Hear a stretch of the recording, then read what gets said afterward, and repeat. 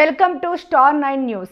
ఆలూరు పట్టణంలో సిఎస్ఐ చర్చిలో ఆలూరు పాస్టర్ల అసోసియేషన్ గౌరవ అధ్యక్షులు దేవాదానం అధ్యక్షతన ఆలూరు తాలూకా పాస్టర్ల సమావేశం జరిగింది. ఈ సందర్భంగా వివిధ సంఘాల పాస్టర్లు హాజరయ్యారు.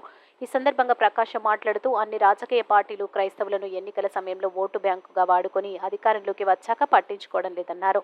క్రైస్తవ ఆస్తులను, ఆలయాలను పరిరక్షించి ప్రతి మండలంలో కమ్యూనిటీ హాల్ నిర్మాణం చేపట్టాలన్నారు. నియోజకవర్గ పరిధిలో ఉన్న పాస్టర్లకు ఇళ్ల స్థలాలు ఇవ్వాలని, క్రైస్తవ సమాధుల స్థలాన్ని అభివృద్ధి చేసి ప్రహరీ ఏర్పాటు చేయాలన్నారు. సువార్త పరిచర్యలకు స్వేచ్ఛనివ్వాలన్నారు.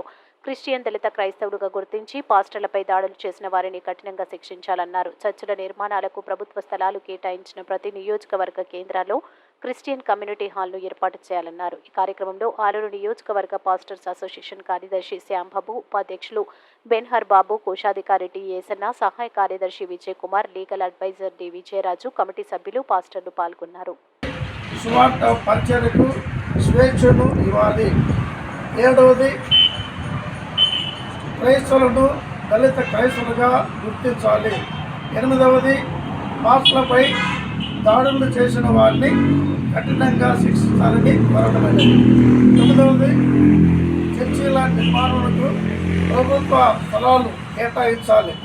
10వది, నియోజకవర్గ కేంద్రంలో క్రిస్టియన్స్ కమ్యూనిటీ హాల్ను ఏర్పాటు చేయాలని క్రైస్తవులైనటువంటి మేమందరం కూడా మీడియా వారికి తెలియజేస్తున్నాం. క్రైస్తవులైనటువంటి మేము ఏ పార్టీకి సంబంధించినటువంటి వారు కాదు. మరి ఏ ప్రభుత్వం అయితే వస్తుందో ఆ ప్రభుత్వానికి మేము సహకరిస్తాము. వారి పక్షాన నిలబడి మేము వారికి తోడుగా ఉంటామని విషయాన్ని డిమాండ్స్ చేస్తూ మరి పాస్టర్ సదస్సులో ఈ విషయాన్ని మీడియా వారికి